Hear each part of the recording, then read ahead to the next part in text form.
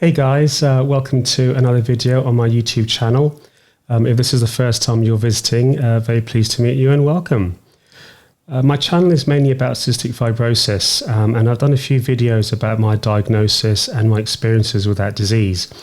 However, I also have alopecia areata, and I wanted to do a video to help raise awareness of this disease by talking about the devastating impact this has had on my childhood in the late 1980s and how it continues to influence my adulthood today. Now, before I begin, I would like to introduce a high-level overview about what alopecia is. It is the general medical term for hair loss. It is an autoimmune reaction. This means that the body's immune system incorrectly attacks the body's own cells. In the case of alopecia areata, the cells under attack are in the hair follicles, especially follicles within the scalp. Now, this condition is estimated to affect about 15 in 10,000 people in the UK. Now, there are a few types of alopecia, as illustrated here. The common ones are alopecia areata, also known as patchy, with one or more coin-sized patches on the scalp. Second was alopecia totalis, complete hair loss across the entire scalp. And alopecia universalis, which is total hair loss across the scalp, face, and the rest of the body. In terms of causes of my alopecia, I was told at the time that it was stress. Now, this could well have been correct. My father had a stroke a couple of years earlier that changed my family's lives completely. Also, my own health was in a state of flux, I guess you could call it, because of the underlying cystic fibrosis that had not been diagnosed until years later. Now, I lost my hair when I was about 11 or 12 years old. And before that, I was completely fine. As you can see from these photos, growing up, my hair was strong. And there was no indication of a problem. I remember one day, my mother noticed that my eyelashes had disappeared. And then progressively, these coin-sized patches appeared on my scalp. When I'd wake up in the morning, I'd see hair fallen on my pillows. Now, I've managed to dig up a solitary photo you can see here of a fairly extensive patch when I was about 12 years old. My mother took me to a few specialists and dermatologists, and eventually this condition was diagnosed as alopecia areata. Now, in order to treat, I was given a few options. I was given steroid injections into the scalp. I tried minoxidil, and I even tried some homemade therapies. Suffice to say, none of them worked, and I was basically cut adrift from the medical field after that. Even today, there is no actual cure for alopecia. But medical assessment or diagnosis aside, I wasn't given any advice about how to manage and live a life with my hair continuing to fall as an 11-year-old, which is the basis of this video.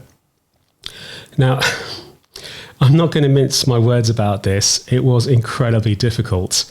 I was subjected to a lot of verbal bullying at my prep school. The head teachers knew that my hair was falling, but I didn't get any protection from them.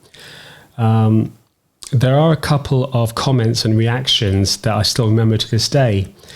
The first one was a boy in the year above me who saw the bare patches on my scalp, and he just screamed, "That's disgusting!"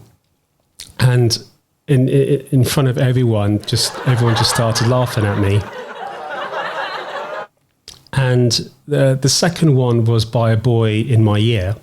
We were all at Hyde Park, and he shouted in front of everyone, "He looks like he's been attacked by a lawnmower."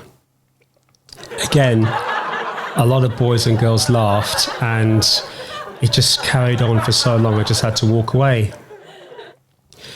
Now, one could argue that, that's boys for you. Kids will do that. But if you put yourself in the shoes of an 11-year-old, growing up with them and around the same kids over the years, and it feels like everyone's turned on you. Now, I was very desperate to blend in. So I started to wear a baseball cap to school. Now, in hindsight, this was a terrible idea because it just drew even more attention to me. But it was a case of damn if you did, damn if you didn't. Kids would continue to stare and make comments, and some of the teachers weren't actually sensitive at all. One teacher just grabbed the cap off me in front of everyone, and when she saw the hair loss, then she just gave it back to me, didn't say anything, but the damage was done. By the age of 13, I got my first wig, and again, in hindsight, not the greatest idea in the world, but I just wanted to look normal. And just to give you an idea of what I looked like, here is a family photo of me wearing a wig. I think in this photo I must have been around 15 or 16 years old. It was very, very uncomfortable wearing it. It gave me headaches all day. Playing sports was extremely difficult because I was incredibly self-conscious about what might happen if it were to fall off. But the verbal bullying that I got at prep school escalated into physical bullying during my time at high school from the age of 13 to 18. And again, just to give you a few examples. So with the verbal bullying continuing, I was labelled a freak. I was also labelled Baldy Locks and Elmer Fudd. There was a boy in my year who actually came from the same prep school as I did, and we'd known each other for years, and he was just going around telling as many people as possible that I wore a wig. And when I confronted him, he just said, "So, what are you going to do about it?" Another example, during A-level maths class, one guy in the room just shouted out loud, "I think Hulk looks like Uncle Fester." Again, no one said anything, but this was the culture. You may be wondering why I didn't speak up. I just didn't know how to. My confidence was so low, and I was very unhappy in that school, and I didn't have anyone backing me up. The name that did hurt a lot was Plastic Face, because by this time I was pale, I had lost my eyebrows, and the colour of my wig was fairly harsh against my complexion. And so I was christened Plastic Face. And I absolutely hated it. Shouts from blind corners, "Hey, Plastic Face!" And I just absolutely hated it. In terms of the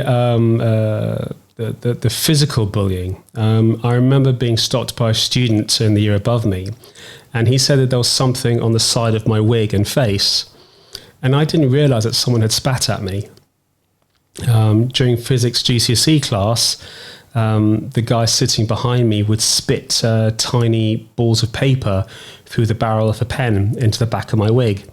And all I could hear was laughter in the class. Again, I'd have to find a room afterwards to take my wig off and clean it out. Another occasion, the whole year was in the locker rooms, getting ready to go home for the day, and someone threw an apple at my head, clearly at point blank range, because it was loud enough for everyone to stop what they were doing and look at me. And also because the apple had smashed right into my wig. The thing is, again, no one would say anything, and they just stared. And when I went to my tutor, all he did was wipe the side of my head down and send me home. The thing about the high school that I attended in the 1990s, it was one of the top public schools in the country, with a phenomenal track record for students graduating and going to Oxford and Cambridge universities. But it was no place for me. The school may have been given top marks for education and had famous alumni, but it was not equipped to deal with people with an underlying health condition. The teachers were not trained, and there was just zero awareness of humanity, in my opinion.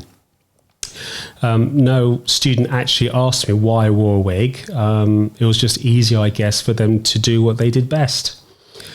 And just finishing up, moving into adulthood, was my first exposure for comments directed to me about cancer. I stopped wearing my wig by the age of 23, and that coincided with members of the public making comments about me having chemotherapy.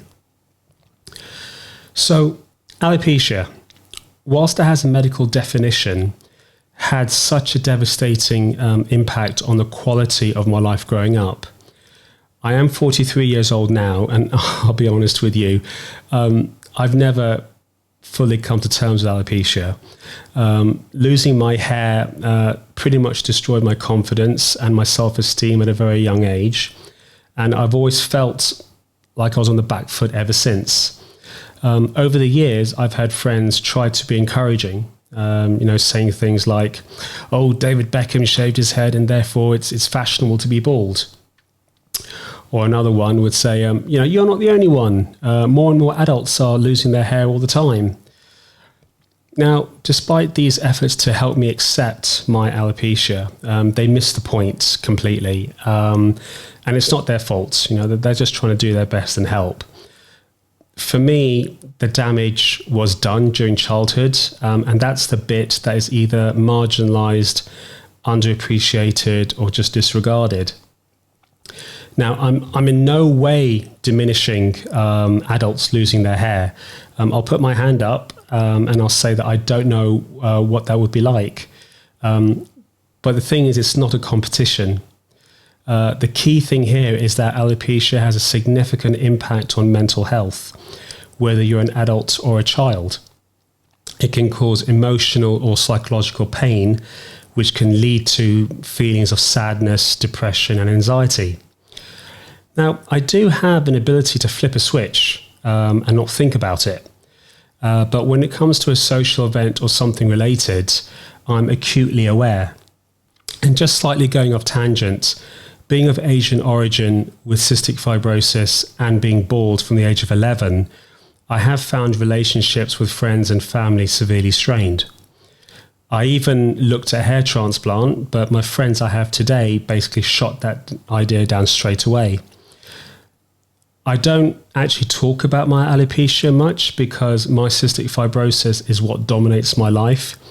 However, the two illnesses combined overall, it makes the overall quality of life difficult to improve upon.